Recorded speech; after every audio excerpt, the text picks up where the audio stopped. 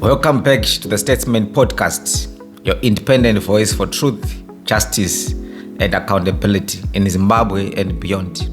If you are new here, don't forget to subscribe and hit that bell icon, because what we are about to unpack today is yet another jaw-dropping case of elite corruption dressed as healthcare reform, a tale of power, patronage, and plunder at the very top of Zimbabwe's leadership. Now, 2 days ago, President Emmerson Mnangagwa began touring dilapidated hospitals across the country, across Harare to be precise. Parenyatwa, Salim Mugabe, National Pharmaceutical, the optics, a man concerned about public health care. But what he didn't tell you was this, that back in March, his office had already quietly signed a $437 million deal with a shared South African company, TTM Global Medical Private Limited, to supply cancer treatment machines. No tender, no transparency, just a signature from Chief Secretary in the office of the President and Cabinet, Martin Rushwaya, who incidentally was right beside ED on those hospital tours, pen in hand, pretending to be taking notes. Now, here is the kicker. TTM Global was only registered in November 2024. It has no track record, no footprint, no website. What it does have is a Penthouse address in Sandton, the same one used by none other than Mnangagwa. Mnangagwa's luxurious penthouse at the Da Vinci Hotel in Sandton. Yes, that Mnangagwa, the same entrepreneur whose lavish spending habits make him a walking billboard of state capture. It's no coincidence that Chivayo, Mnangagwa's business ally, is once again linked to a multi-million-dollar contract without tender. Now let's talk numbers. This cancer deal is worth $109 million per year over 4 years. A $52 million deposit was due just 14 days after signing. Monthly payments of over $9.1 million are already scheduled through to 2029. To fund this so-called health miracle, government imposed a sugar tax under statutory instrument 16 of 2024. Do you remember the sugar tax? Your Delta, they are putting too much sugar in drinks. They are causing health scares. We need them to be paying tax to help the government address or fix the hospitals to treat patients. Officially, it was to fight non-communicable diseases like cancer. But now, we know where that money is going. Not to local manufacturers, not to public oversight, but into a closed-door deal with the G5's shadowy company. What is worse is they are using Zimbabwe's failing healthcare system as a moral shield. The contract promises everything: linear accelerators, PET CT scanners, even a national oncology training program. But when has a no-tender, politically linked contract in Zimbabwe ever delivered results? Let's not kid ourselves, guys. The deal was quietly signed in March 2025 by Martin Rushwaya, bypassing all public tender procedures. A massive $52.5 million has already been paid as we speak right now.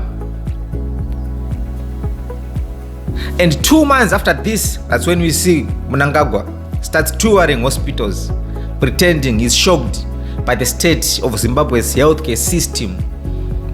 Oh, please, stop it. The president's hospital tours now appear as nothing more than a theater, a post-deal performance to justify looting. Martin Rushwaya is out here posing as a public servant while overseeing one of the largest medical procurement scandals since independence. Let's be clear, this isn't about cancer machines, it's about money. It's about money. It's about money. Remember that song? It's about a clique of elites looting under the guise of compassion. It's state capture. With hospitals as the stage, cancer patients as props, and the Penthouse in Centton as the cash register. Jealous Mawari recorded this as calm when he exposed this, and rightly so. This deal was not designed to treat cancer. It was designed to enrich the politically connected. Over $437 million would disappear into this contract, and no one in government thought it necessary to tender the process. Zimbabweans, we must stop treating outrage as ritual. ED is not modernizing our healthcare system. He is monetizing it, just like the roads. And he is doing it while pretending to care. But wait, there is more. While all eyes were on the cancer equipment, another deal was quietly cooking, as reported by journalist Hope Watching On. A hospital refurbishment contract awarded to a shady company called Prevail International, reportedly linked to Mnangagwa's fixer, Tempter Paul Tungwarara. And guess what? Just like TTF, Prevail didn't go through tender either.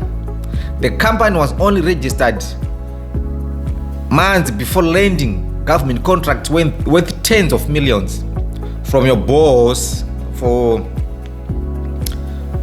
war veterans to cyber cities, presidential villas, and even the perimeter wall of State House, built at $15 million just for a jury war. Tungwarara was made a special presidential investment advisor for the United Arab Emirates and even given a diplomatic passport. Meanwhile, the United States is reportedly considering restrictions on all Zimbabwean passport holders due to rampant abuse. Now, what ties all these deals together? No tenders. Companies created just months before contracts. Mnangagwa's inner circle pulling the strings. Contracts bloated with inflated figures. Public funds, sugar tax revenue, and national assets used like a private wallet. This is not about healthcare. This is not about development.